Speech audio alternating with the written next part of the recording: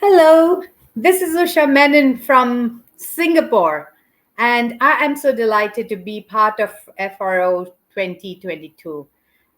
And today I would like to share about conversational fundraising, especially in this next normal that we globally are living in. What I'd like to share with you today is one, that conversational fundraising improves supporter experience and helps raise more funds. Two, that conversational fundraising is not just about apps and bots. Because very often, when we think of conversational fundraising these days, is a lot of discussions about how AI is supporting that, which is great. But I really also want to talk about we humans can have conversations too. Don't let just leave it to the bots and the apps.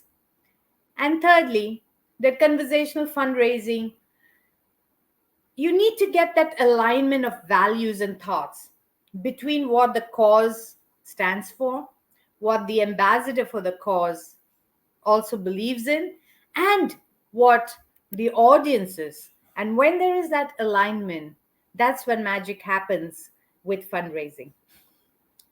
So let me start with what is conversational fundraising in the context that I'm speaking in this new normal. It is about a supporter centric and dialogue driven approach of fundraising, where we are really focusing on engaging the audience online to be part of a journey of individuals or organizations that have decided to make a difference, to do something transformational, to bring about certain changes, and the fundraising being the means to that end. So I'd like to um, go to the first point about conversation fundraising, that it improves supporter experience and hence the funds raised. Let me give you some examples to highlight to you what I mean by improved supporter experience. During the COVID lockdowns, 35 content creators from across India got together on a platform, and they decided that they would stream some of their content and ask for, so kind of a telethon of the olden days, but now using a digital platform. And they got engaged with the audience. They talked about why they were doing what they were doing. They talked about the content that they create, and they took responses and queries and comments from the audience, and they live streamed all of that in real time and raised over 500,000 Indian rupees, which is about 66,000 US dollars in one single stream, live stream, which went to a foundation, a charity that supports COVID patients, especially during the Delta wave with the oxygen. So this was about individuals coming together and having conversations with their audience and helping them understand why they are so excited about helping this particular organization. And of course, putting their voice and influence to the test. Another example is from Singapore. When 73-year-old chairman of the Prisons Fellowship in Singapore decided to celebrate his birthday, he decided he would do 73 push-ups live. And basically what he did is he went Facebook Live and decided he would do his push-ups, 73 to go. And he brought in a good friend of his who again kept the conversation going while he was doing his push-ups. In the chat function on the Facebook, there were people putting comments about wanting to know more about why he's doing it. He explaining, so does he have a big following? Not really. He's like a chairman of any charity. They are not social influencers, or they're not celebrities that have a huge following base. But basically it was everybody, the volunteers who sent out the link to the live stream, the staff, the board, everybody involved in that organization said, our chairman is going to do this push-ups. Please support him by making a donation. And he had hoped to raise $73,000, i.e., since he was going to do 73. But then the funds started coming in, and he was so motivated to say, well, I'm going to go for 100. And at the age of 73, he decided 73 push-ups weren't good enough. He's going to go for 100. And he continued. And the more he pushed himself, the more encouragement the audience gave him to go for that 100. And he, in turn, talked about why every dollar is so important. And it's just short of 7 to 100. When he was at 93, he stopped and gave a real passionate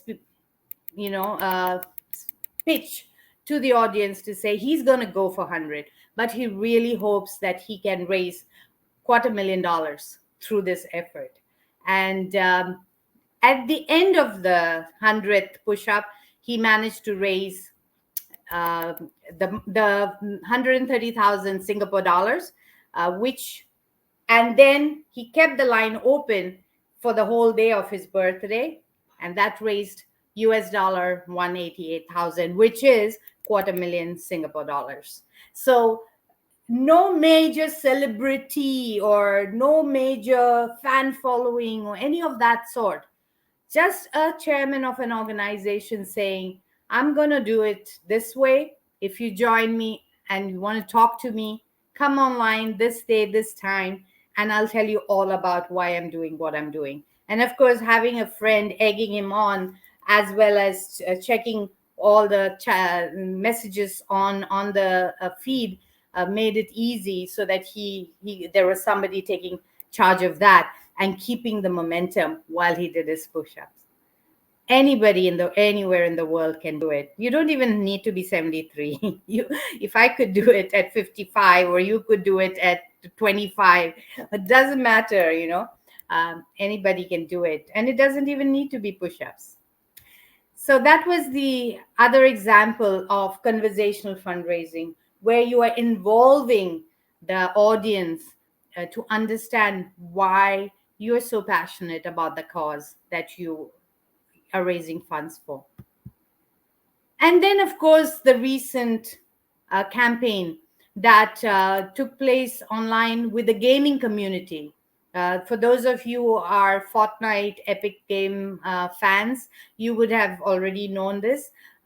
The gaming community raised, especially just through Fortnite, raised $144 million US dollars for the Ukraine war efforts, relief efforts. And I have a 14-year-old son. My youngest is 14, and he is a big-time Fortnite gamer. And well, not big time, a little time, but he is very involved in games. And he is one of the donors to that 144 million, because I remember he coming and asking me if he could buy some of the charity bundle for the games that would go towards this relief. And he put in his money, and I sort of helped him to up it so that he can be part of a humanitarian effort, doing exactly what he loves doing in his spare time, game. So how many gamers do you have in your backyard? Can they get together? We don't even need a global campaign. We could just do it in our own backyard campaign with our gaming community, because a lot of them are making money while they're gaming. Many of them are spending money while they're gaming. Why don't we utilize that share of wallet by making sure that in-game donations can be made possible by this community? Again, if you have ever been in one of this, it's very conversational. They use the language which I can't use here, but they will shout out, they will scream, they will swear, whatever it is, but they will get their audience to help them get to the target that they are working towards, not just on the game side of it, but also on the fundraising side of it. And that, I believe, is what conversational fundraising is about, because it's a two-way traffic, not just a charity saying, oh, please support us, but individuals saying, we think this is something that we want to be part of. Will you join us? And giving that gift of voice and influence to raise the funds. So that is what I wanted to share in terms of how conversational fundraising, the first point of it. The second point I wanted to come to was really looking at conversational fundraising is not just about bots and apps. We humans can have conversations too. Uh, what I just shared is all about individuals. It's not about bots checking and keeping a conversation going. It is about William Wan speaking. It is about the Fortnite gamers speaking. It's everything is about individuals, actual human beings speaking. And so I wanted to give you the next example of how one part of the world is impacting the other part of the world. We are so interconnected. And I wanted to talk about the BTS army. For those of you who know BTS, it is the Korean boy band. But if you can Google any which way you want, they are the biggest leading band in the world at this point in time. And they come from South Korea, and they have a fan following of 90 million as of this early this year, and counting. And this fan following is not just about the music. They have something called the army. One in an army, they call themselves. So the 90 million is one in an army, and they are an army of individuals who love the BTS music, but also support them in causes that they are wanting to work on. And so the map that I've just shown, 2018 to 2020, which is a Reuters report that was done of the different campaigns that they ran for different charities. Some of it big like the UNICEF, but many of them small organization in countries in Eastern Europe, in Africa, in Asia, in the United States, and so on and so forth. So they actually work with their 90 million fan base to make sure that they are able to raise funds for organizations that they want to lend a voice for. And if you want to see what happened recently, so when the whole Black Lives Matters started, the awareness of it started, the BTS tweeted out that we stand against racial discrimination. And the next person who saw that was a BTS enthusiast who lives in the United States, originally from Nigeria. And she decided, hey, BTS, since you stand for racial discrimination and you want to give BTS decided they would give $1 million towards the Black Lives Matters campaign. And she decided, if you're going to do that, we as an army will try and match it. So it was not BTS saying, that you raise money. It is the army or their followers saying, since you're going to do it, we will match you. And so if you look at the earlier slide, the Nina is the one who started that conversation. And you will see this thread where they are really looking at, she's saying, hey, we need a hashtag. And so eventually they come up with match a million hashtag. So BTS is big on, the army is big on hashtags. So they have hashtags and they know how the drill, so to say. They know once a hashtag happens, they start following that hashtag and developing.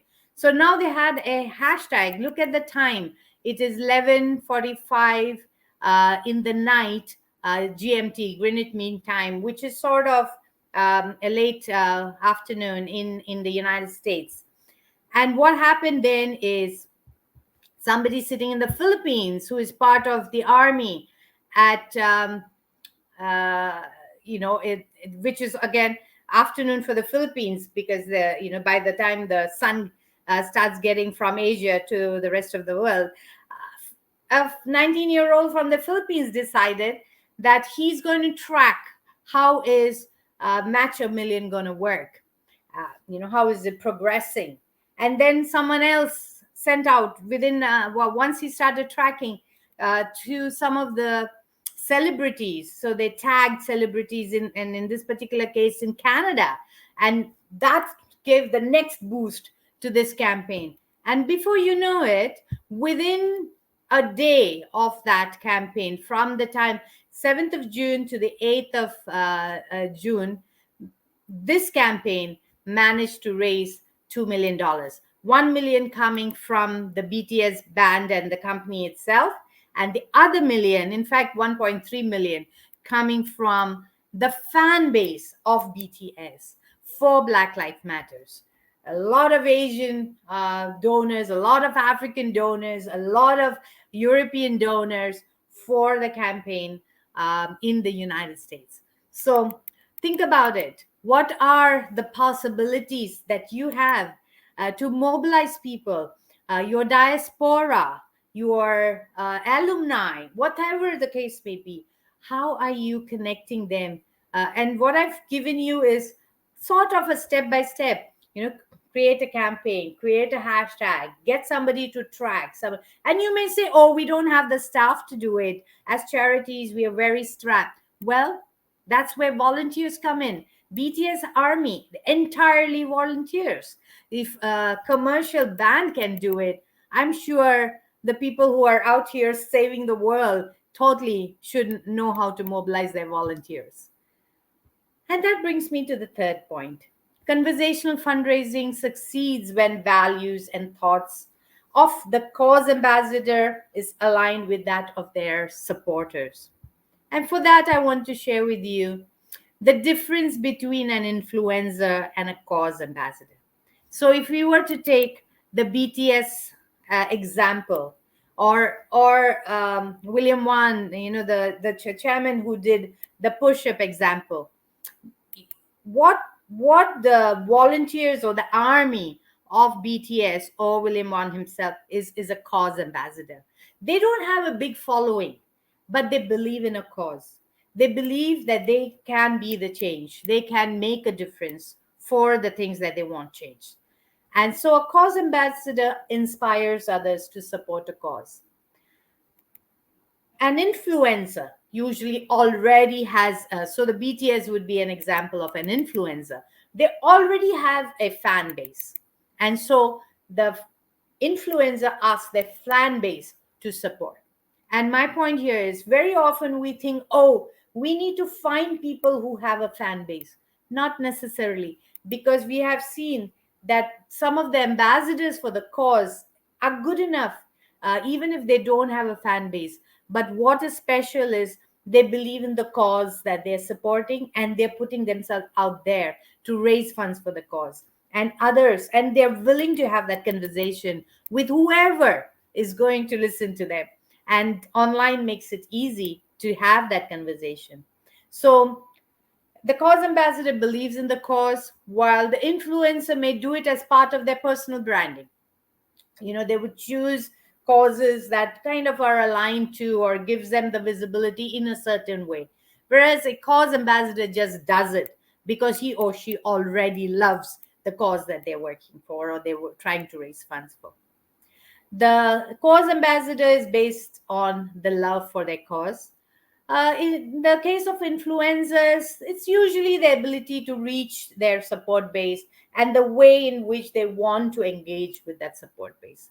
No, nothing wrong with that. It is just two different ways in which we need to consider our influencers who can make that thing go viral, and our cause ambassadors who can create those campaigns that will, so together they make a brilliant pair. And then, of course, the cause ambassadors reach out to their current supporters, and they may not even have the following in terms of anybody. It is just the charity themselves, the cause ambassadors' own network, the board, the staff, the volunteers, the beneficiary groups, whoever. pushing it out to say, hey, this day, this time, check what our uh, cause ambassador is going to do. And then in the case of the influencer, it is to reach out to their followers and the personal brand that is aligned with the cause that they want to support. So I wanted to share with you. So I want you to think about, when you're planning and designing your fundraising campaign, who is a cause ambassador who could be that gift, who could give that gift of voice and time? And then who are some of the influencers who can give this cause ambassador campaign a boost? So that's something that I want you to think about. And later, when we have questions, do share some of that when we chat some more. And that brings me to a cause ambassador. When in 2021, where in Singapore, and a 10-year-old who decided that she's going to feed bunnies. And this is posters she designed herself. She put like more love, less hate, feed me. There is no big jargons about animal rights or or hunger or any of this. Just plain and simple, feed me. And then she went on to in her website talked about hungry bunnies need food for SPCA, the Society for the Prevention of um, um, Cruelty to Animals in Singapore. And she managed to raise $18,000, that is in Singapore, which is US dollars 13.5, because it it just said, I've decided that I'm going to help SPCA feed bunnies, and it's going to cost money to get those bunnies fed. And will you support me to feed those bunnies? And 249 individuals who happen to see, and she has no, this 9-year-old has no fan following per se, but 249 individuals decided, well, good enough. We're behind you. Let's feed bunnies. And then that was the first campaign, and then so she went on to feed children, so in from low income families. So she decided that she's got another campaign that raised nearly 40,000 Singapore dollars. And look at the way, there's no light action camera or anything like that. Even the little card that she hand drew, it doesn't fit into the box that it's meant to be, so it's not even aligned. But that didn't stop people from saying, oh, the poster is not aligned, so I won't be giving to feed the children who needs food. They decided, well, that's good enough. We're going to support, and over 300 donors. And look at her case for support. A lot of time, us professional adult fundraisers spend a lot of time talking about the case for support and how the words need to be so precise, and we need to get our a whole lot of approvals done. This is what the young woman had to say. As a young girl, I know what it feels like to be alone. So while I have a caring, doting family, I know some who do not have that kind of support. Life is hard enough with homework. Let's not make it harder. Let's just, help these kids to have a better life. And hence, please support the Children at Risk organization. Plain and simple, spoken like a 10-year-old who wants to do. And there you have it, $40,000. That is nearly about 32,000 US dollars that was raised within the time that it was meant to raise. And that didn't stop her. These are all the different campaigns that she ran. She ran 31 campaigns over the April 2020 to March 2022 period. And she's still in the midst of some of these campaigns. And individually, she has managed to mobilize $500,000 US dollars through these 31 campaigns that supports animals, supports children, supports ex-offenders, supports education, and dogs.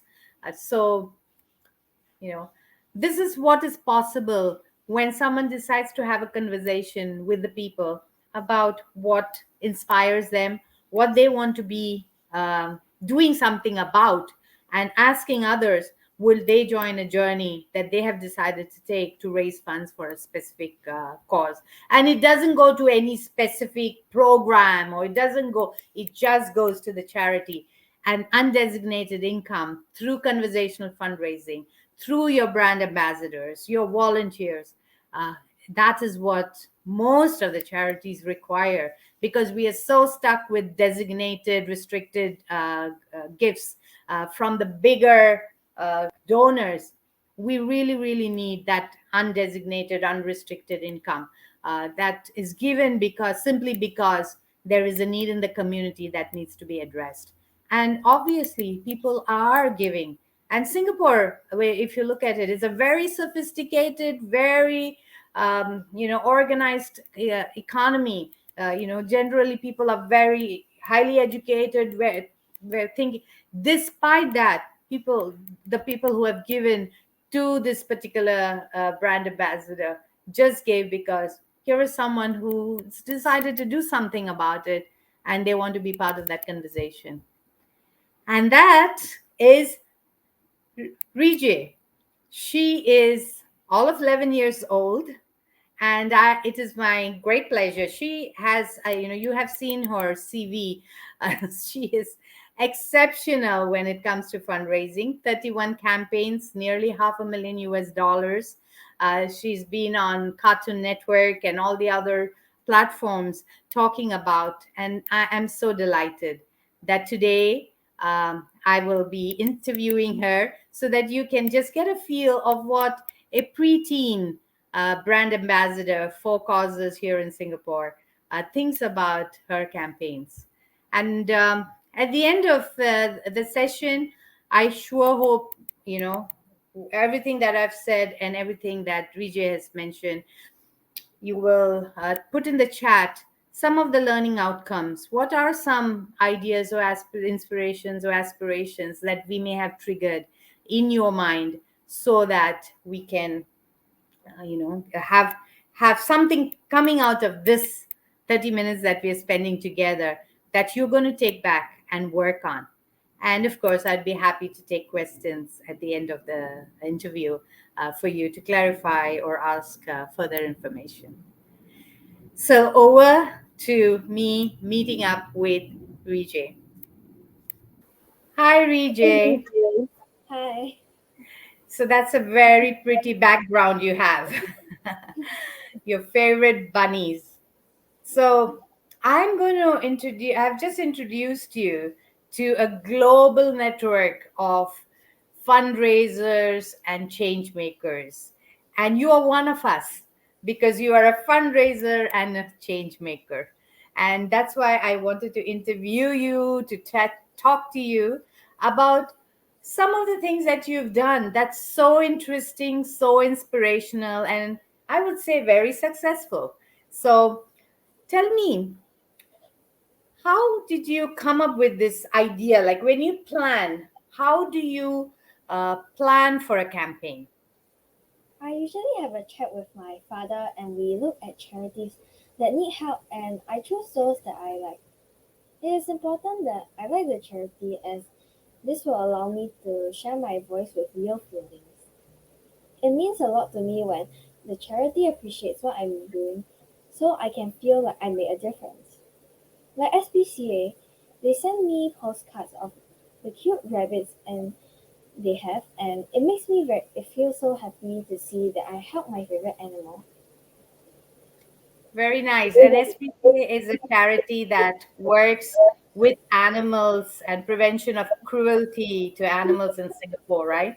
And that's where your heart kind of goes out and you just tell the story.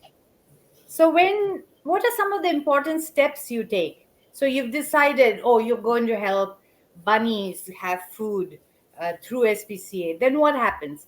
What are the steps you take to develop your campaign, the fundraising campaign? My dad and I usually take a look at what the charity uses the donations for, and I will choose some photos and pictures that give us the right vibe to me. I will tell my father about the text I want to use, and he will help me correct spelling mistakes and suggest ways I can write it better. I also choose the areas that are important to me, like choosing to support tuition for love meals and recess money for the less fortunate children. That's true. Love, yeah. So again, you choose the charities that touches your heart, right? And Yeah. I'm glad your dad only corrects the spellings, but the words and the emotions and the way you say it is exactly what 11-year-old or 9-year-old when we first started would say, right? So I'm so glad that you just keep it real when you're talking to the potential supporters and donors that come. So when you're thinking of targets, like I was showing earlier on how you set the campaign and you have 8,000, 20,000, 30,000. There are targets on the giving portal that you use when you reach out to potential supporters.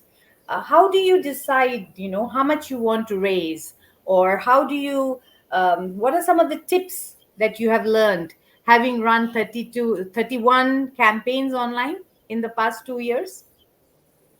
I don't really think about targets, but I feel what is important is that I've shared my voice and told people why I hope they will join me in supporting a charity. Whether they choose to support or not is their choice. I think that it's important that we try our best to let more people know about the charity and use simple English and nice pictures to tell the story. I like that. Just use simple English and nice photographs. Totally. And I guess the charities help you with getting those photographs of the people or animals that you are eventually going to help through your fundraising campaign, right? Sometimes we use the pictures that they already have, but most of the time we actually just find some pictures of the internet to make like another picture to put up as a campaign like.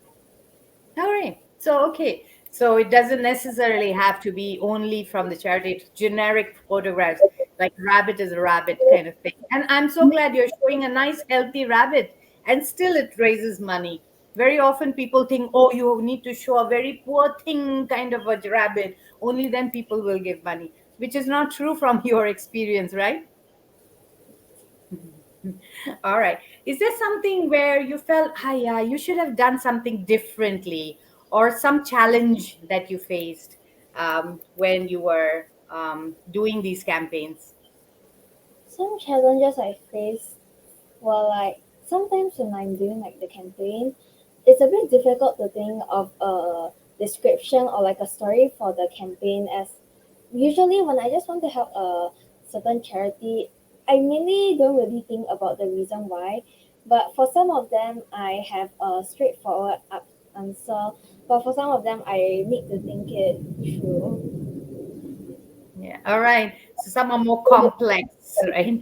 Because I remember you tried to raise funds for um, ex-offenders from some of the charities, right? And I know you had a bit of a difficulty really connecting, understanding what exactly that is. Tell me a little about it.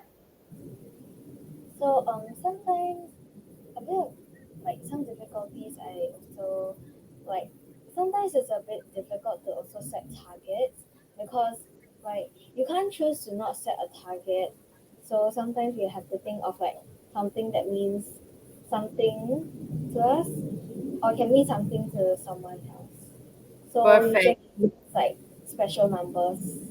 Yeah. Okay. All right. Do you have a special number that you target? I don't really have a one that I really like. All right. Okay. Yeah. And that's such good advice from 11-year-old to any fundraisers. If you're planning to raise funds, you better set some, level that you want, some milestone, whether we call it target or not, a milestone that you want to reach so that you know whether or not you're reaching there. Yeah. What are some special powers that you think preteens like you're not even a teenager yet, you're only 11, preteen. What are some special powers that you think that preteens have that is so useful for being the change we want to see in this world? I think that we can all be very upfront and very passionate volunteers because us preteens have more energy. Like recently, I did a series of fundraising for Canine Assistance, a charity that helps provide assistance dogs to the blind, deaf, and autistic. Because the assistance dog I met was very cute and amazing, I decided to volunteer to help film for 3 public educational videos they did. Wow. So not only are you being a keyboard warrior to raise funds, you are also now coming in front and making videos and meeting the actual um, animals or people that you are eventually supporting through your fundraising. It's so good speaking with you, Rijay, and for being who you are in terms of at this age deciding that you're going to use your time in a way that will make an impact in the lives of so many people and animals around Singapore. I wish you all the very best, and I'm sure the whole fundraising community around the world will be applauding and cheering and encouraging you. And we really hope to see you at International Fundraising Congress, which is Resource Alliance's flagship event. And hopefully, you will be speaking to us one day and continuing to inspire us. Thanks again. All the best with everything you do, Rijay. Bye bye.